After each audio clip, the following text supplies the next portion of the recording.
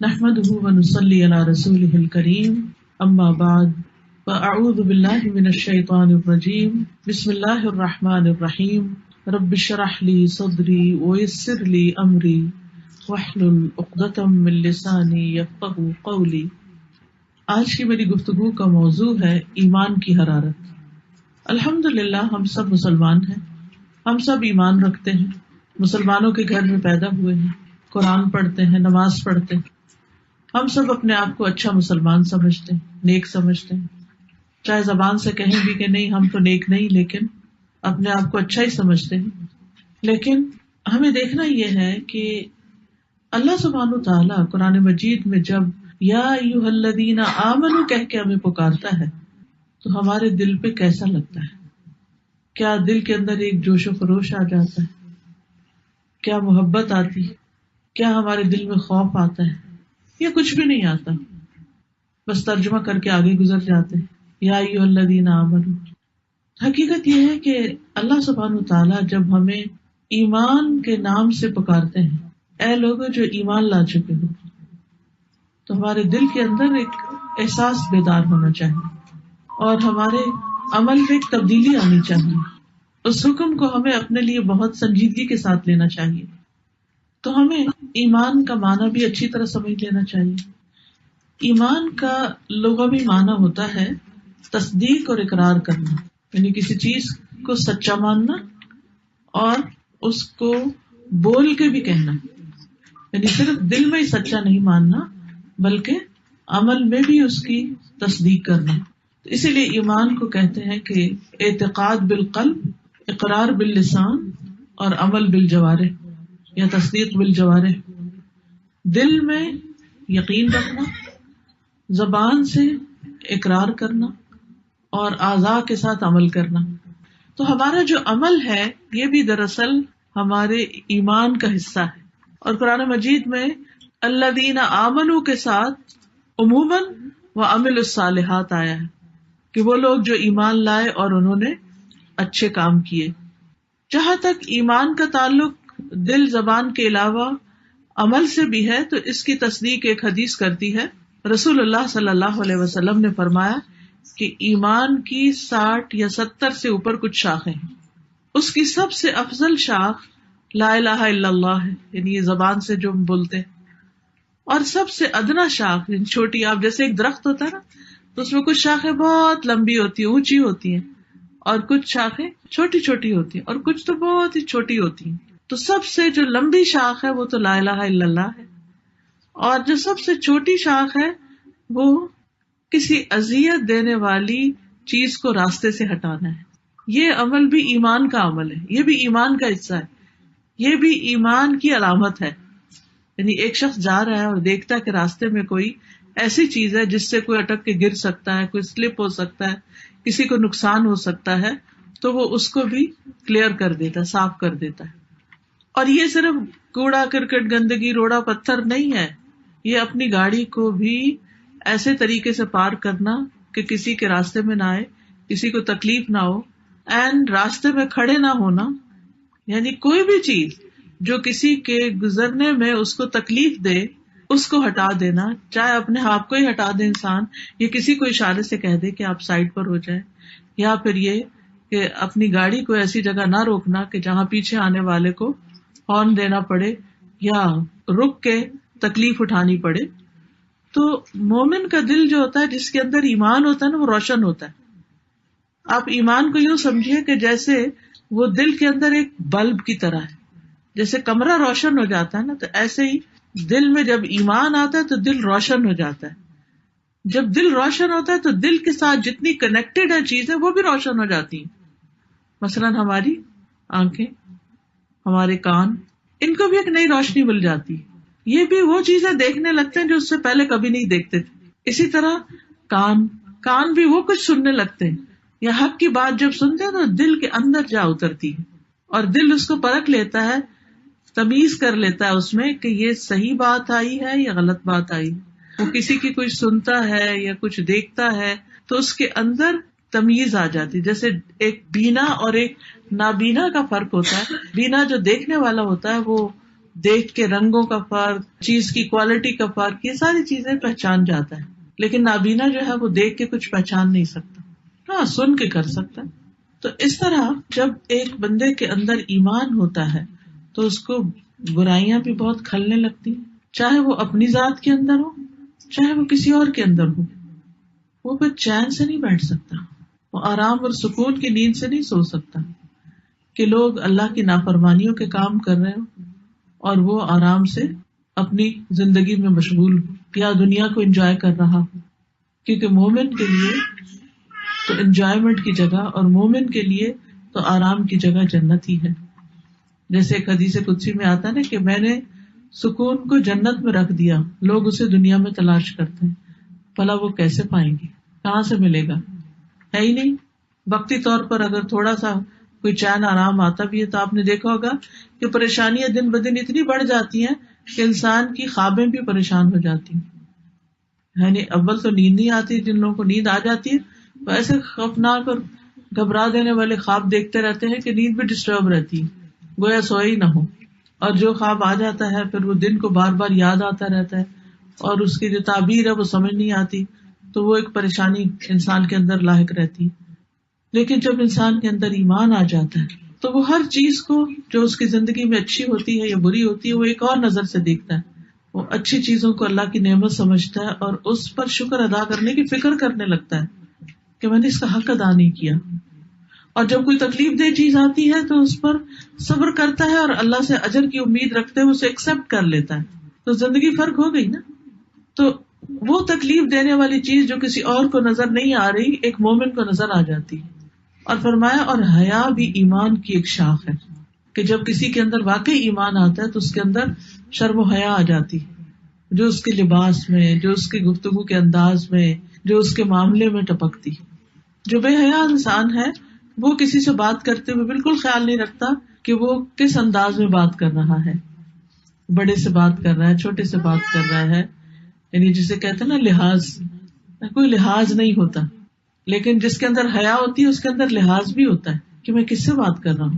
کوئی میرے ماں باپ جیسا ہے یا بزرگ ہے عمر میں یا ویسے کوئی پیار محبت کا رشتہ ہے، جیسے گھر کی زندگی کے اندر اپنے شوہر کے ساتھ بات چیت، اپنے بہن بھائیوں کے ساتھ بات چیت، غصہ، ناراضگی، یہ ساری چیزیں اپنی جگہ ہیں.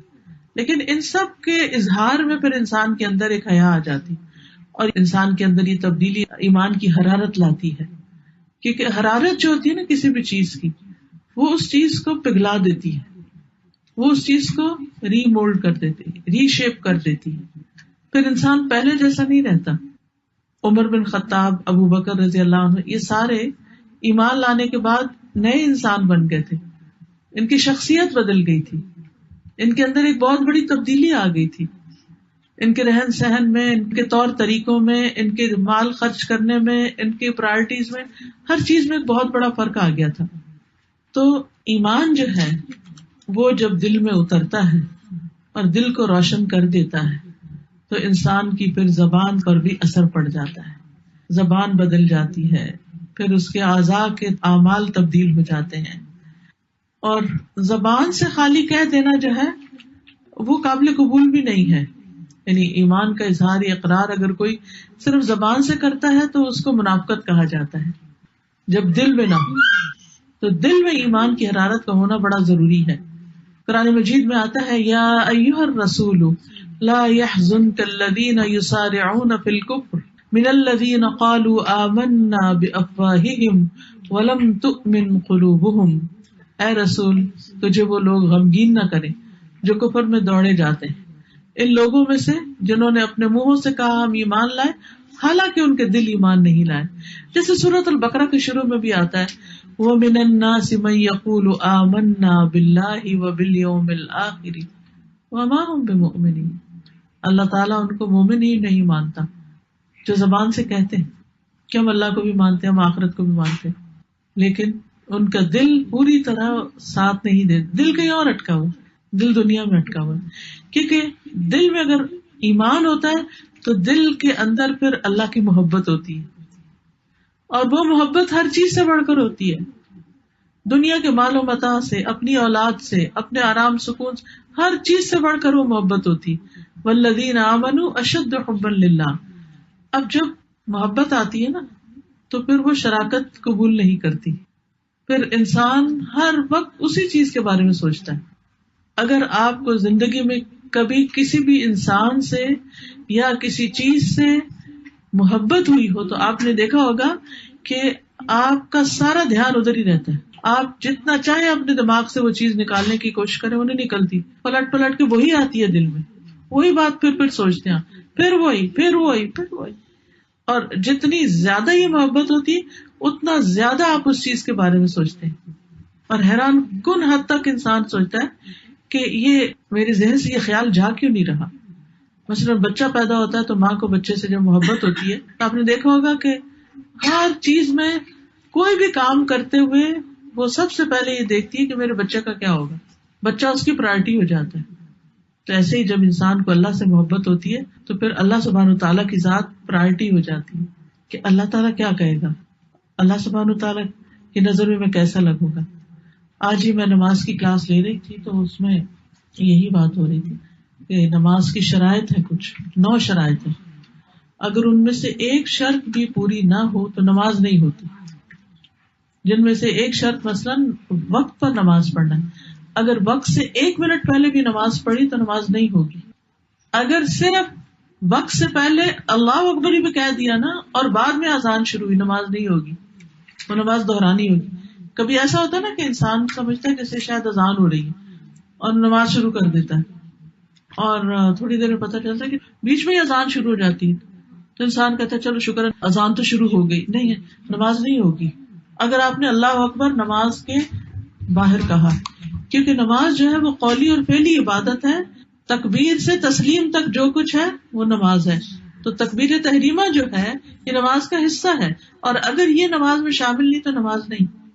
اسی طرح سطر جو ہے، سطر یعنی جسم کا پوری طرح ڈھکا ہوا ہونا، چہرے اور ہاتھ کے سوا سب ڈھکا ہوا ہونا، یہ نماز کی شرط میں سے ہے. ٹھیک ہے. اب بہت سے لوگ بعض اوقات ٹائٹ لباس پہنا ہوتا ہے، بعض اوقات پوری طرح کندھے ڈھکے نہیں ہوتے. آپ کو یہ معلوم ہوگا کہ مردوں کے لیے بھی نماز میں کندھے ڈھکنا ضروری ہے. جیسے احرام وغیرہ پہنتے ہیں نا تو ایک دفعہ کندھا ننگا آدھا رکھتے ہیں، ایک کندھا ننگا رکھتے ہیں تو اب اگر نماز کا وقت آ گیا تو احرام کھول کے کندھوں پہ لپیٹنا ہوگا. اگر ایک کندھا بھی ننگا تو نماز نہیں ہوگی. اسی طرح نیت نماز کی شرائط میں سے، اسی طرح طہارت نماز کی شرائط میں سے، کپڑے، جسم، لباس اور جگہ کا پاک ہونا نماز کی شرائط میں سے.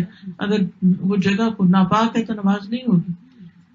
تو اب سطر کی جہاں تک بات ہوئی تو بعض اوقات ہم بہت ٹائٹ کپڑے پہن لیتے ہیں اور اسی میں نماز شروع کر دیتے ہیں، حالانکہ جب رکوع پہ جاتے ہیں تو سارے پچھلا حصہ نظر آ رہا ہوتا ہے، یا پھر سجدے میں جاتے ہیں یا کپڑے باریک ہوتے ہیں. تو جس شخص کی پرائرٹی اللہ کی رضا ہوگی وہ گھر سے نکلنے سے پہلے یہ سوچے گا کہ نماز کا وقت تو نہیں آئے گا، اس کا دھیان ادھر ہی لگا رہے، نماز کا وقت تو نہیں آئے گا، نماز کا وقت آئے گا تو میرا لباس کیا نماز کے لیے فٹ ہے یا نہیں. ہم سب اپنے آپ سے پوچھیں کہ جب گھر سے نکلتے ہیں تو ہم کس کی پسند کا لباس پہنتے ہیں؟ لوگوں کی پسند کا، اللہ کی پسند کا نہیں. چاہے نماز آ رہی ہو بیچ میں پھر بھی فکر نہیں کرتے کہ نماز کیسے پڑھیں گے، پھر باریک دوپٹے سے بھی پڑھ لیتے ہیں، بال ننگے ہو رہے ہو تب بھی پڑھ رہے ہوتے ہیں، حالانکہ بال ننگے ہو رہے نماز نہیں ہوتی، بازو ننگے ہو رہے نماز پڑھنے، ٹخنے ننگے ہو رہے نماز پڑھنے. ایکسرسائز ہے بس، نماز قبول نہیں ہوتی، حساب ہوگا. یہ ایسے ہی جیسے نماز پڑھی نا، کتنے ہی لوگ ہیں جن کی نمازیں ان کے منہ پہ واپس مار دی جاتی ہیں، قبول نہیں ہوتی کیونکہ شرائط پوری نہیں کی. تو ایک تو بہت ضروری ہے کہ انسان سیکھے، باقاعدہ اس کو سیکھے. یعنی نماز فرض ہے نا تو نماز پڑھنے کا طریقہ سیکھنا بھی فرض ہے. یہ اس علم میں سے ہے جو فرائض میں سے ہے. کہتے ہیں نا ہر مسلمان پر علم حاصل کرنا فرض ہے، طلب العلم فریضۃ علی کل مسلم. تو کون سا علم ہے؟ وہ یہ علم ہے کہ جس سے ہم اپنے فرائض کو ادا کر سکیں، تو اس کا جاننا بہت ضروری ہے. تو بہرحال ہم بعض اوقات جانتے نہیں اور بعض اوقات جانتے بھی ہوتے ہیں تو غفلت سے کام لیتے ہیں. قرآن مجید میں آتا ہے فویل للمصلین الذین هم عن صلاتهم ساہون. ہلاکت ہے ان نمازیوں کے لیے، نمازیوں کے لیے ہلاکت کون جو اپنی نمازوں سے غافل ہے. غافل کون ہے؟ یا تو وقت کے بارے میں یعنی دیر کر کے پڑھی. امام ابن القیم کہتے ہیں کہ جو منافق ہوتا ہے نا اس کی نماز دکھاوے کی نماز ہوتی ہے, اس کی نماز جلدی کی نماز ہوتی ہے, اس کی نماز میں اللہ کو یاد نہیں وہ کرتا. تو یہ جو منافق والی نماز ہوتی ہے نا یہ ساہون ہوتی. ساہون کا مطلب ہوتا ہے صاحب, یعنی کہ غفلت کی کیفیت, یعنی نماز کی شرائط سے متعلق غفلت. اب جب ہم نے لباس اللہ کی مرضی کا نہیں پہنا, لوگوں کی مرضی کا پہنا, تو کس کو راضی کیا؟ اللہ کو نہیں. لیکن جس کے دل میں ایمان کی حرارت ہوگی, اس کے دل میں بلب روشن ہے, اس کو نظر آ رہا ہے, اس کو اپنی چوائس میں نظر آ رہی ہے, اس کو فکر ہو رہی ہے کہ یہ لباس تو نماز کے لیے ٹھیک نہیں. اب جیسے آپ دیکھیے کہ اب بہت رواج ہو گیا نا پاجامہ پہننے کا, تو اب جب پاجامہ پہنتے ہیں تو عموماً پاجامہ ٹخنوں سے اوپر ہوتا ہے. ٹخنے اگر عورت کے ننگے ہیں تو نماز نہیں ہوگی, اگر مرد کے ڈھکے ہوئے تو نماز نہیں ہوگی, وائس ورسا. ہم سب کو سوچنا یہ چاہیے کہ ہم کس کے لیے جی رہے ہیں. اگر اللہ کے لیے جی رہے ہیں تو اللہ کی پسند کے کام کرنے ہوں گے, اور اگر اللہ کی پسند کے کام نہیں تو پھر یہ ایمان کا دعویٰ جھوٹا ہے. اگر ہم کہتے ہیں ہم نے اللہ کو رب مان لیا اور اسی سے ہم ڈرتے ہیں, کیونکہ اللہ پر ایمان کا مطلب ہی کیا ہے؟ اللہ کی ذات پر ایمان, اللہ کی صفات پر ایمان, اس کے ناموں پر ایمان, اس کے الہ ہونے پر ایمان, اس کے رب ہونے پر ایمان, اس کی الوہیت اور اس کی ربوبیت پر ایمان. تو جب اللہ کو معبود مان ہی لیا کہ وہی ہمارا معبود ہے, تو پھر سارے کام اسی کے پسند کے کرنے ہوں گے. اور اگر نہیں تو پھر آپ دیکھیں کہ بندوں کی پسند آ جائے گی پیچھے. پھر آپ دیکھیے کہ بات ہو رہی تھی نا, جب ایمان دل میں ہوتا ہے تو پھر اللہ کی محبت ہر چیز سے بڑھ کر ہوتی ہے, اللہ کا خوف ہر چیز سے بڑھ کر ہوتا ہے, اللہ کی ذات پہ توکل ہوتا ہے کہ کوئی مجھے نقصان نہیں دے سکتا, کوئی میرا کیا بگاڑے گا. اگر میں نے بندوں کی پسند کے کپڑے نہیں پہنے تو میرا کون کیا بگاڑ سکتا, مجھے مار کے باہر نکال دے گا. اگر کسی بھی شادی پہ ہم جا رہے ہیں اور ایسا لباس پہن کے چل پڑتے ہیں جو سی تھرو بھی ہے, گلا بھی ننگا ہو رہا ہے, بازو بھی یا تو سلیو لیس ہے یا ہاف بازو پہنے ہوئے ہیں, یا ٹانگیں ننگی ہو رہی ہیں, یا اسکن ٹائٹ ہم نے پاجامہ پہنا ہوا ہے, اسکن ٹائٹ کپڑے پہنے ہوئے ہیں, تو تھوڑی دیر کے لیے تو بندے خوش ہو جائیں گے. لیکن یہ ہم نہیں سوچتے کہ اللہ کیا سوچ رہے ہیں. ہاں, اگر یہ سب کچھ ڈھک کے ہم کسی شادی میں گئے تو کیا شادی والے یہ کہیں گے کہ آپ باہر چلے جائیں کیونکہ آپ ہماری پسند کے کپڑے پہن کے نہیں آئے؟ ہاں, اگر اللہ کی پسند کے نہیں پہنے تو اللہ تعالیٰ قبول نہیں کرے گا. بندے تو پھر قبول کر لیتے ہیں, لیکن ہمیں بندوں کی فکر زیادہ ہوتی ہے, اللہ کی پرواہ نہیں ہے کہ وہ ہم سے کیا چاہتا ہے, اور وہ ہم سے یہ چاہتا کیوں ہے, یہ بھی سوچنے کی بات ہے. وہ کیوں چاہتا ہے؟ وہ اس لیے چاہتا ہے کہ ہم نقصان سے محفوظ رہیں. ایک ماں اپنے بچے کو گرم کپڑے کیوں پہنانا چاہتی ہے؟ بچہ اپنے جسم کو ایکسپوز کرنا چاہتا ہے, اور ماں اس کو ڈھانک رہی ہے. کیوں ڈھانک رہی ہے؟ بیمار ہو جائے گا, نقصان ہو جائے گا, بخار ہو جائے گا. تو بچہ کہتا ہے ماں بڑی ظالم ہے, مجھے میری مرضی کے کپڑے نہیں پہننے دیتی, مجھے سلیو لیس پہن کے باہر برف میں نہیں جانے دے رہی, مجھے شوق ہے باہر اسی طرح پھرنے کا. تو نہیں, ماں اس کو, بچہ روئے بھی تو پھر بھی پہنا دے گی. ہم سب کرتے ہیں. کچھ بچے جرابیں نہیں پہننا چاہتے, کچھ بچے جرسی نہیں پہنتے اسکول جاتے ہوئے, نہیں اپنی مرضی کرنا چاہتے ہیں. لیکن اگر اسکول میں یونیفارم اگر ہے جس میں, تو آپ دیکھیے اتنے پرائیویٹ اسکول میں اتنا پیسہ دے کے بچے کو بھیجتے ہیں, اور وہ اتنا یونیفارم ساری کی پابندی کرنی ہوتی ہے, اگر نہیں پہنے گے تو نکال دیں گے, کیونکہ ان کا ایک ڈسپلن ہے. تو ہمارے دین کا بھی ایک ڈسپلن ہے. جب دنیا کی بات آتی ہے تو ہم ہر ڈسپلن فالو کرنا چاہتے ہیں, ہر ویدر کے مطابق کپڑا پہننا چاہتے ہیں. جب دین کی بات آتی ہے تو ہمیں ڈسپلن بھول جاتا ہے, ہمیں اللہ کی مرضی بھول جاتی ہے, ہم پھر اپنی مرضی پہ چلنا چاہتے ہیں. تو ہم کہاں کھڑے ہیں؟ ہمیں یہ سوچنا چاہیے کہ ایمان ٹمٹما رہا ہے, یا ایمان ذرا روشن ہے, یا ایمان کی حرارت ہے اندر. اچھا, ایمان کی حرارت جو ہوتی ہے نا, وہ شیطان کے وسوسوں کو جلا کے رکھ دیتی ہے. شیطان نہ تیر پھینکتا رہتا ہے ہماری طرف, چاہے ہم نماز میں ہوں چاہے ہم نماز کے علاوہ ہوں, تو وہ کیا کرتا ہے؟ خیالات پھینکتا ہے ہمارے اندر, خیالات ڈالتا ہے. جس دل کے اندر ایمان کی حرارت ہوتی ہے وہاں اس کا تیر جا کے جل جاتا ہے, وہ اس سے آگے نہیں جاتا, نہ اس کی زبان پہ آتا ہے نہ اس کے عمل میں آتا ہے. اور جہاں ایمان کی حرارت نہیں ہوتی وہاں وہ گرو کرنے لگتا ہے, بڑا ہونے لگتا ہے, نقصان دینے لگتا ہے, آکاش بیل کی طرح.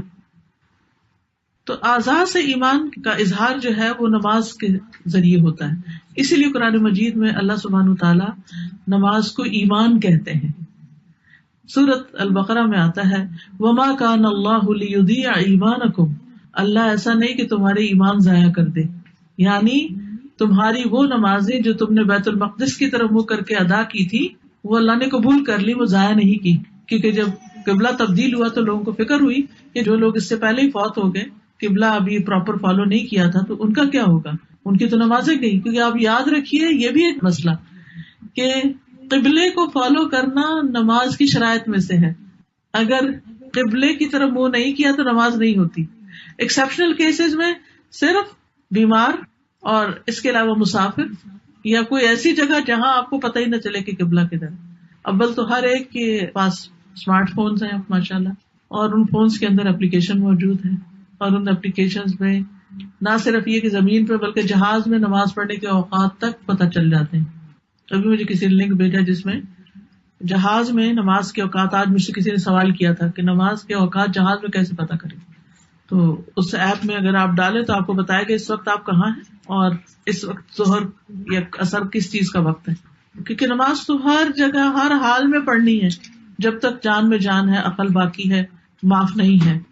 تو اگر کسی نے غفلت یا کوتاہی کی وجہ سے قبلے کا رخ نہیں دیکھا، اس کو فالو نہیں کیا اور بعد میں اس کو پتہ چلا تو اس کو نماز دہرانی ہوگی، وہ نماز نہیں ہوگی کیونکہ قبلے کی طرف نہیں تھا. اچھا، بعض لوگ صرف اندازے سے ہی پڑھتے رہتے ہیں.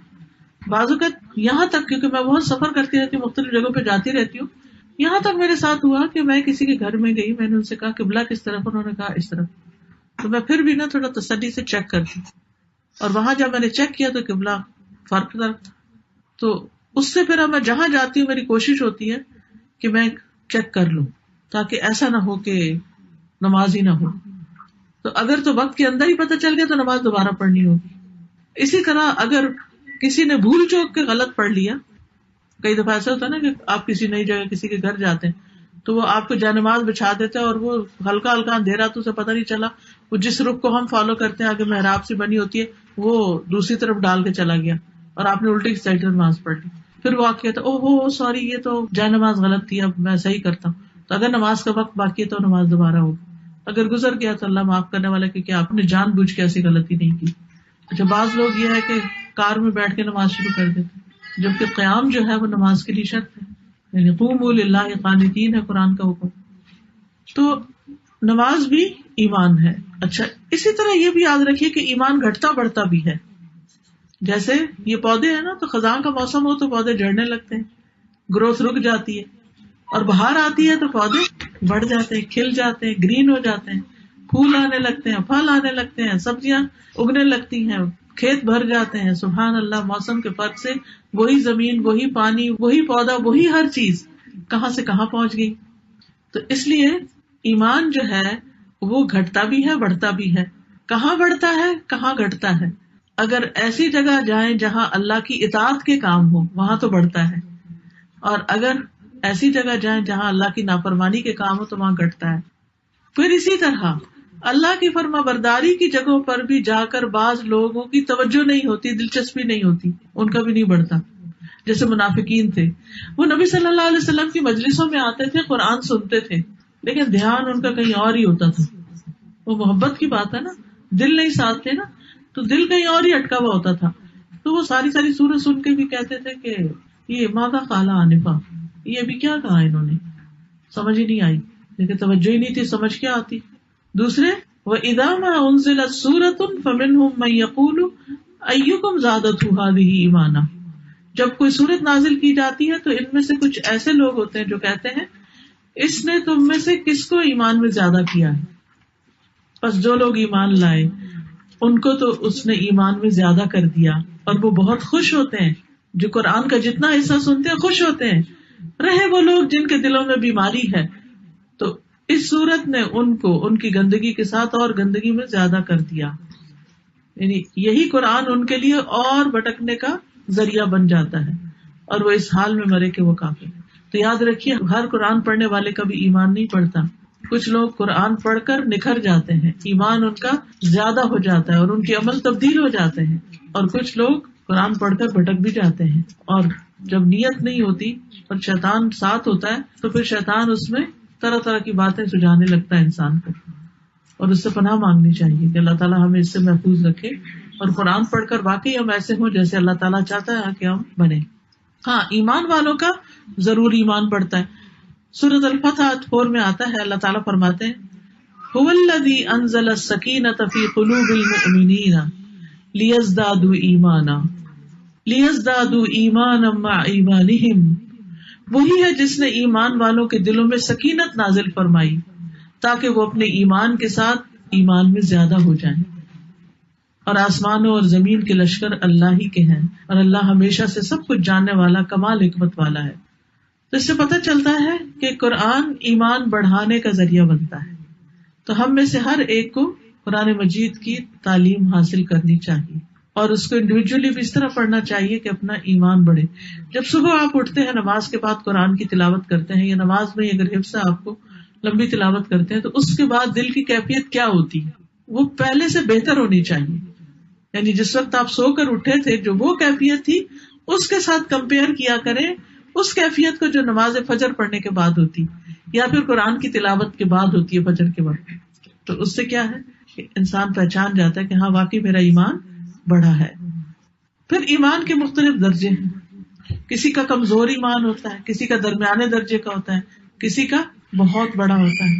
پھر یہ بھی یاد رکھیے کہ ایمان پرانا بھی ہو جاتا ہے.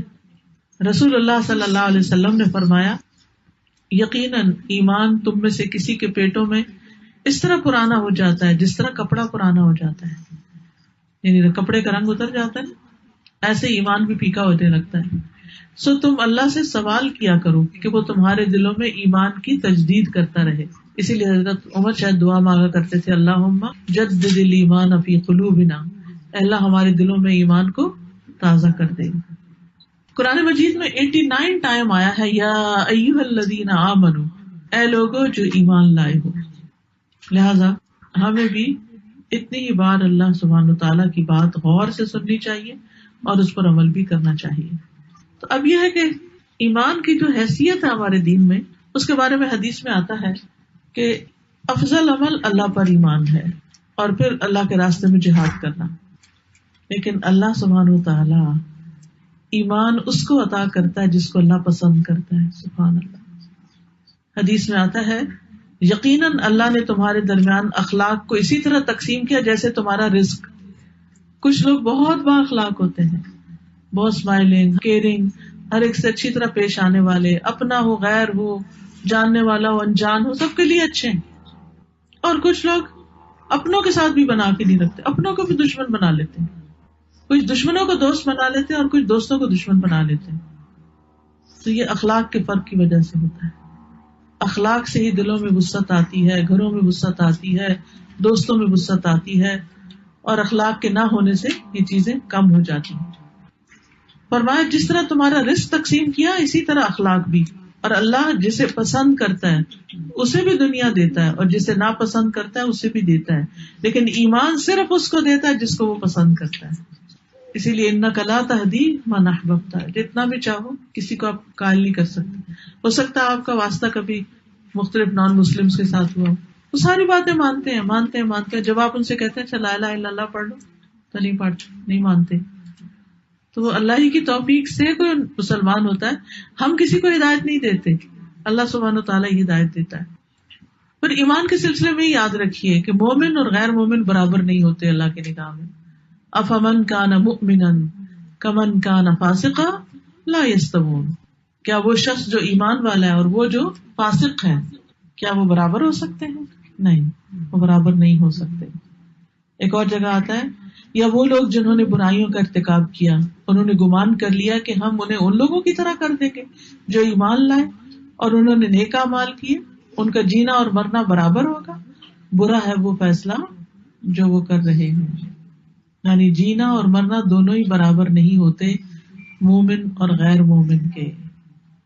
تو میرا خیال ہے کہ میری ٹاک اتنی ہی کافی ہے. اب آپ لوگ اس میں ایڈیشن کریں گے, کوشچن کریں گے, ڈسکشن کریں گے. اب آپ کی باری ہے. میں نے تو ایمان کے بارے میں بات کر دی, پھر انشاءاللہ کچھ اور ضرورت ہوئی تو اور بھی کر دوں گی.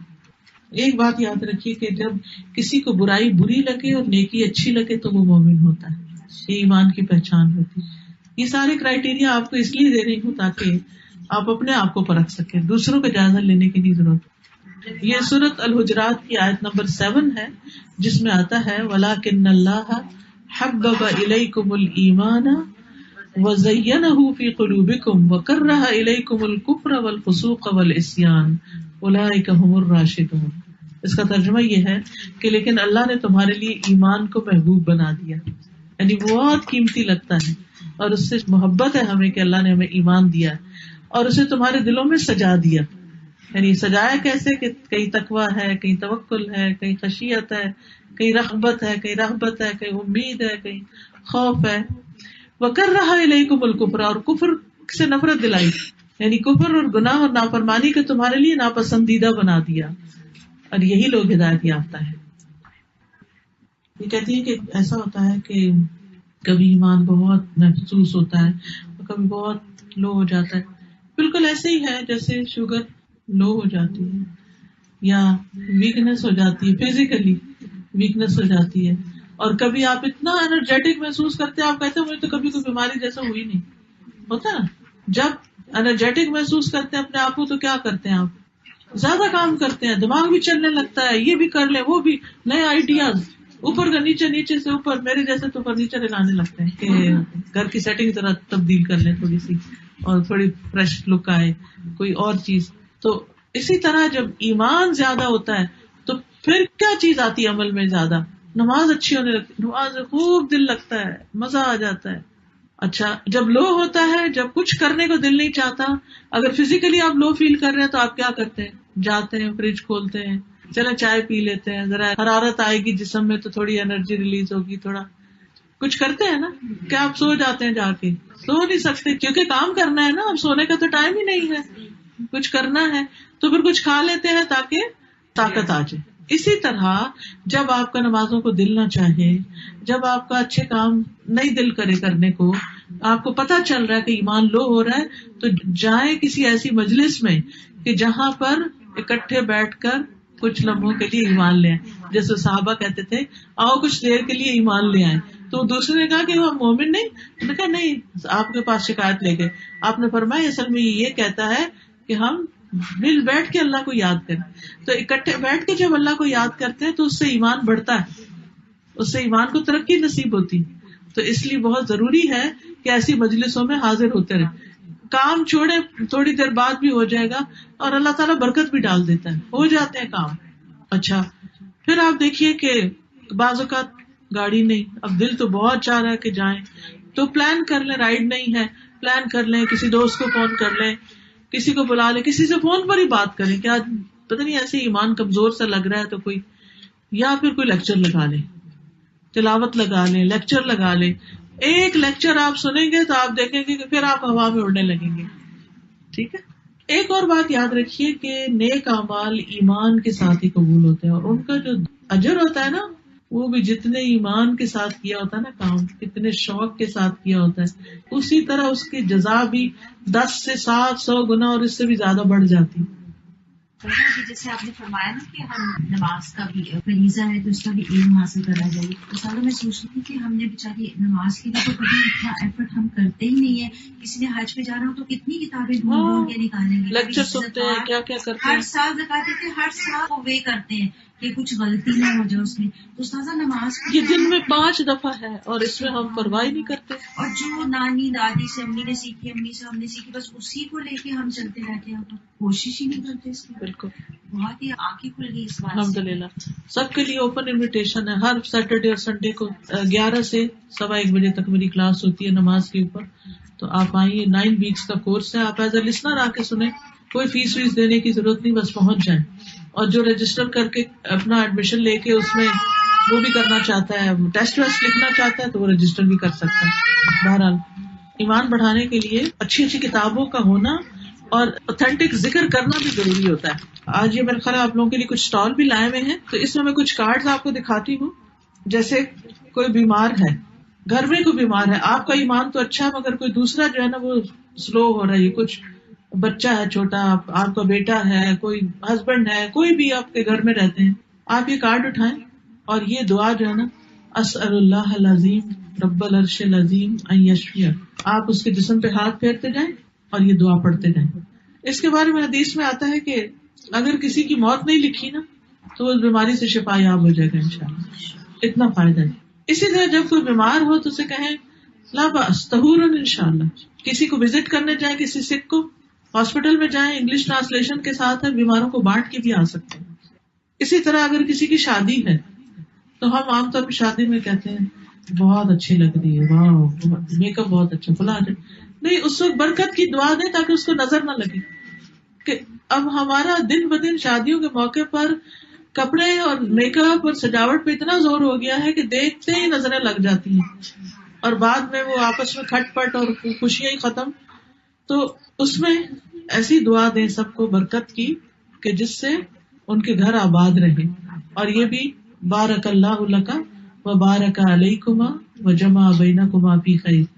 اب یہ دعائیں ہمیں چونکہ زبانی یاد نہیں رہتی تو اس لیے لکھ دی گئی, تھوڑی خوبصورت بنا دیا گیا تاکہ اچھا لگے. اور پھر ہم اتنے مہنگے ہال مارک کے وہ لے آتے ہیں اور گریٹنگ کارڈز, اور وہ ایک دفعہ پڑھ کے پھینک دیتے ہیں, اور اتنا تکلیف ہوتی ہے کہ کیا کچھ پیسہ بھی لگا اور اتنی ایفرٹ بھی, اور ہم کچھ. لیکن اگر اس طرح کے کارڈ ہوں گے تو بعد میں پڑھتے رہیں گے, کیونکہ میاں بیوی کو یہ دعا پڑھتے رہنا چاہیے, ہر عمر میں پڑھ لینی چاہیے. ربنا هب لنا من ازواجنا وذرياتنا قرة اعین واجعلنا للمتقین اماما. اسی طرح اللہم الف بین قلوبنا واصلح ذات شاننا. اے اللہ ہمارے دلوں میں محبت ڈال دے. دیکھیں بات انسان کی نہیں ہوتی, بات اپنے دل کی ہوتی ہے کہ ہماری فیلنگ کیا ہے کسی کے لیے. جس کے لیے ہماری فیلنگ اچھی ہوتی ہے نا وہ کیسا بھی ہو ہمیں اچھا لگتا ہے, اور جس کے لیے ہماری فیلنگ نہیں نا اچھی, وہ سونے کا بھی بنا وہ تو ہمیں نہیں پسند. تو جب ہم یہ دعا کرتے ہیں نا تو یہ دراصل کیا ہے کہ اللہ ہمارے دلوں میں محبت ڈال دے. جب محبت ڈال دے نا کہ اللہ, تو کوئی انسان بہت اچھا لگنے لگے گا. جی ہاں, وَأَلْقَيْتُ عَلَيْكَ مَحَبَّةً مِّنِّي. عربی یاد نہیں ہے تو اس کا ٹرانسلیشن یاد ہے. دیکھیے اللہ کے الفاظ تو اللہ کے الفاظ ہیں, پڑھ سکتے ہیں جی, اپنی زبان میں بھی دعا مانگ سکتے ہیں. یاد ہم کر لیں تو وہ جی ہاں, اس لیے جب تک یاد نہیں تو دیکھ دیکھ کے پڑھتے نہیں. اس طرح کوئی بہت ہو چکا ہے تو اس کے لیے میت کی بخشش کی دعائیں ہیں. میں تو ان کو ویسے بھی اپنے والد کے لیے, اپنے جو رشتے دار ہیں ان کے لیے پڑھتی رہتی ہوں. اور معاملہ اللہ کے ساتھ ہی ہے کہ ہم بھی مریں گے تو کوئی ہمارے لیے بھی دعا کر دے, کیونکہ اس وقت انسان کو سب سے زیادہ دعاؤں کی ضرورت. اسی طرح ڈپریشن ہو جاتا ہے تو اس کے دعائیں ہیں کہ انسان اللہ کی رحمت سے نا امید نہ ہو, حالات بڑی جلدی تبدیل ہو جاتے. اسی طرح پروٹیکشن کی دعائیں ہیں, ایاک نستعین. پھر یہ چھوٹا نسخہ ہے, یہ بیگ میں ہو, جیسے ٹریول کر رہے ہیں ادھر ادھر کہیں بھی ہے تو دیکھ کے صبح شام کی دعائیں اس میں سے پڑھی جا سکتی ہیں. پھر اسی طرح یہ پروٹیکشن کا ایک کارڈ بھی ہے. رسول اللہ صلی اللہ علیہ وسلم کے معاملات اگر ہم آپ کے طریقوں پر چلیں تو یہ ساری زندگی ایک عبادت بن جاتی ہے. پھر نیک اولاد کے لیے دعائیں, پیدا نہیں ہوئے تب بھی اور ہو چکے ہیں تب بھی. اس میں ایک دعا آتی ہے ربی حبلی, اور آپ سوچتے میرے تو اب اتنی عمر ہے کہاں سے بچہ ہوگا. نہیں, وہ اس نیت سے پڑھا کریں کہ ہمارے بچوں کے بچوں کو اللہ نیک اولادیں دے. جی, استخارہ کب, کیوں اور کیسے, یہ بھی بڑا ضروری ہے کیونکہ ہر وقت ہمارے سوال ہوتے ہیں.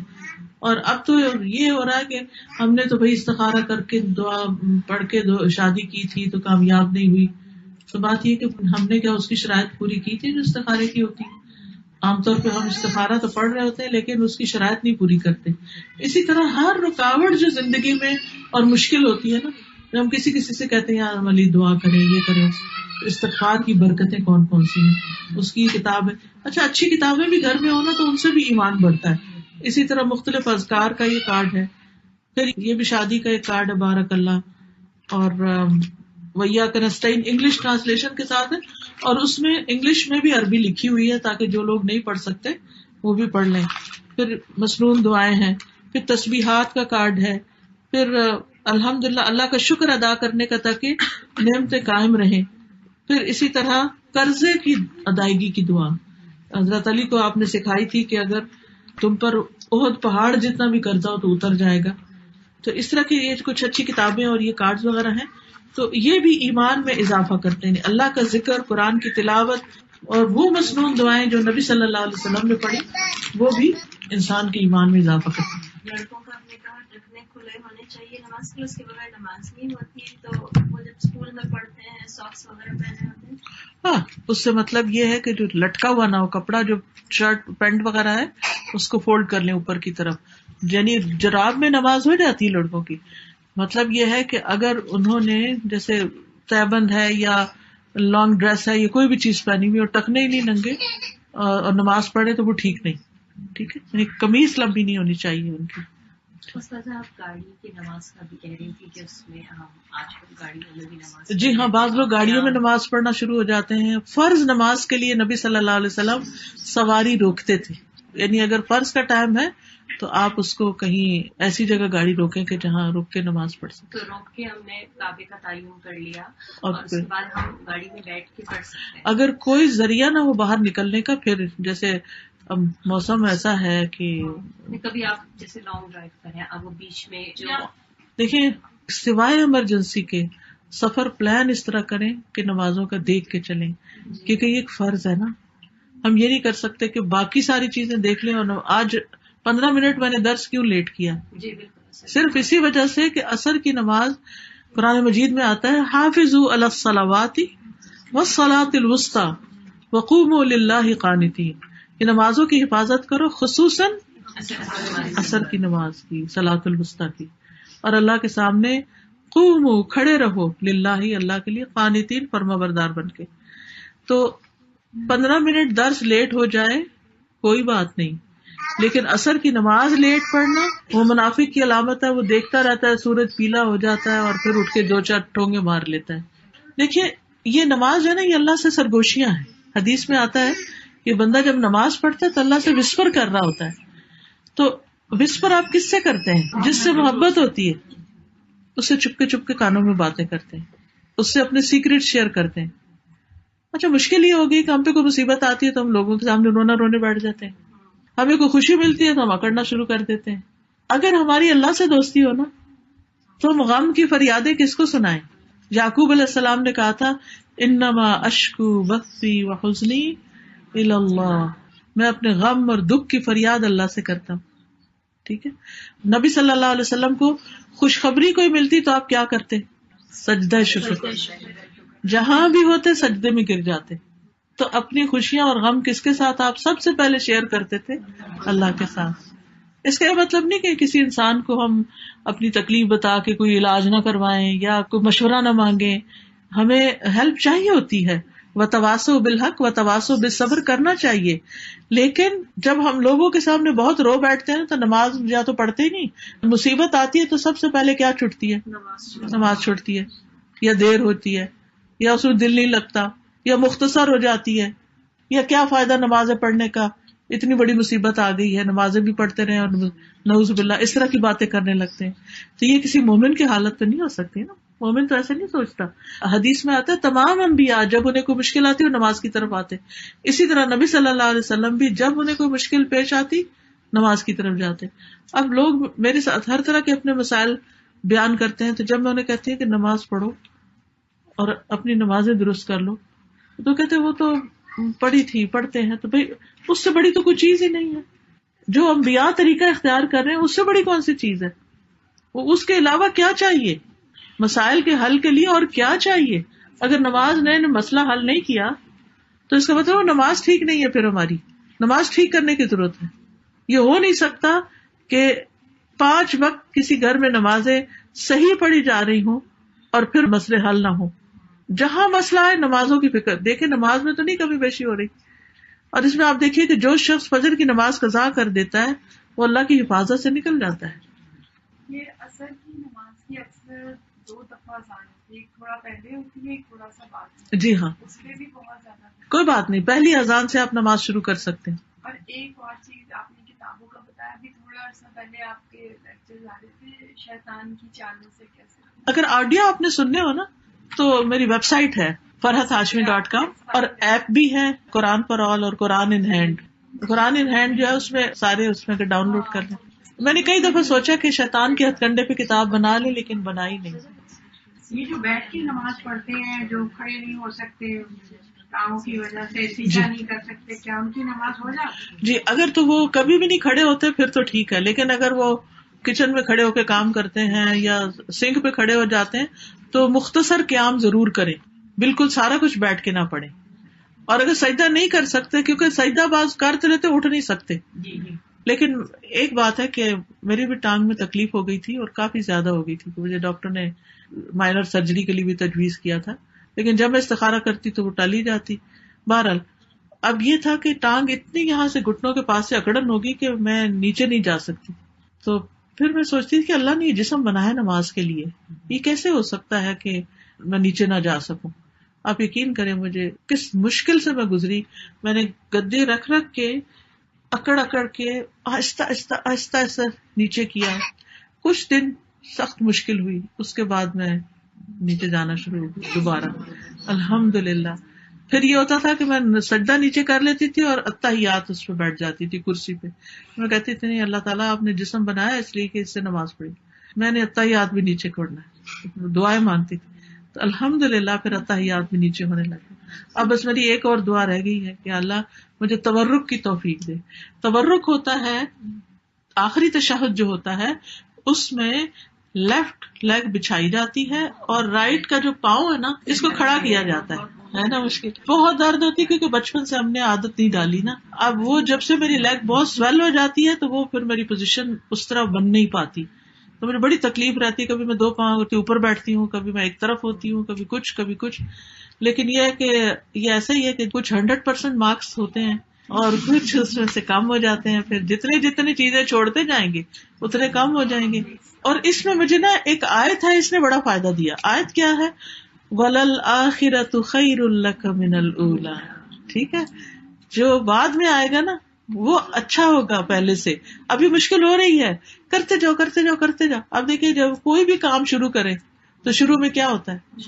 دیر لگتی ہے، مشکل ہوتی ہے. جب یوزڈ ہو جاتے ہیں تو ہماری ایک ساتھی ہے، وہ کہتی ہے میں 20 منٹس میں کچن سے نکل آتی ہوں کوکنگ کر کے. 20 منٹ کا انہوں نے ٹارگیٹ رکھا ہوا ہے. اتنی تیز ہر چیز، یعنی 2-3 چولہے کٹھے جلا کے یہ بھی کر رہے وہ بھی. پریکٹس سے ہمارے جیسے ڈالتے ہیں یہ سوچتے پہلے یہ ڈالیں یا پہلے وہ ڈالنا ہے. اسی ترتیب میں، اسی انڈیسائسونیس میں وقت گزر جاتا ہے.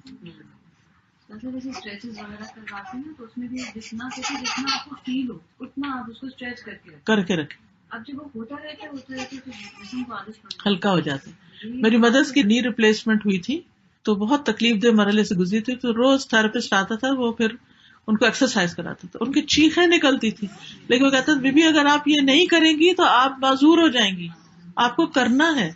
اور ماشاء اللہ آپ چلتی پھرتی ہیں، ہر چیز کر لیتی ہیں، تو اتنا شکر ادا کرتے ہیں. تو ان مع العسر یسرا. میرے ساتھ نا اسکول جاتے وقت، بچوں کے اسکول بھاگتے جاتے ہیں، پارکنگ لاٹ میں گری اور میرا گھٹنا بہت زور سے چھل گیا، خون نکلا.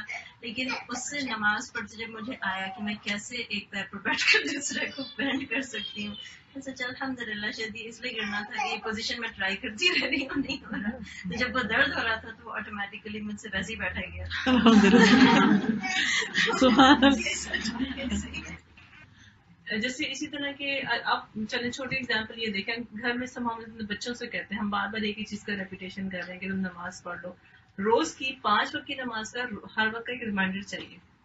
ایک چیز روز بولی جا رہی ہے. یہ ایک چھوٹی سی ایگزامپل ہے کہ صرف نماز کے لیے کہنا پڑتا ہے یا ہوم ورک کے لیے بھی کہنا پڑتا ہے؟ کہنا تو ہوم ورک کے لیے کہنا پڑتا ہے. تو اٹس ناٹ اونلی نماز، اس بچوں کی ہیبٹ کیا آپ انہیں ریمائنڈر دیتے رہے.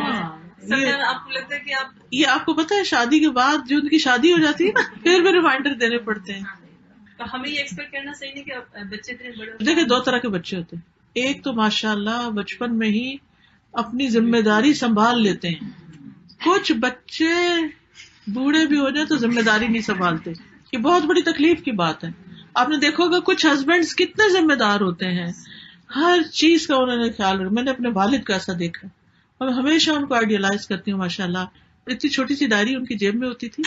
ہر روز جانے سے پہلے اپنے کام پہ میری والدہ جہاں بھی ہوتی، کچن میں ہوتی، لانڈری کر رہی تھی، کچھ بھی کر رہی تھی، ان کے پاس کھڑے ہوتے، پوچھتے آج کیا کیا چاہیے. وہ ساری چیزیں لکھتے، آنے سے پہلے وہ ساری خرید کر بندوبست کر کے رکھتے، واپسی پہ خود اٹھا کے گھر کے اندر داخل ہو رہے ہوتے. میں نے اپنے والد کو، حالانکہ انہیں اتنی عزت تھی ان کی اپنے آس پاس سب جگہ، لیکن جھاڑو تک خرید کے اپنے ہاتھ سے گھر میں لاتے ہوئے دیکھا میں نے خود. یہ کس چیز کی علامت ہے؟ ذمہ داری کی، کہ میرے گھر والوں کو ضرورت ہے، انہیں تکلیف نہ ہو.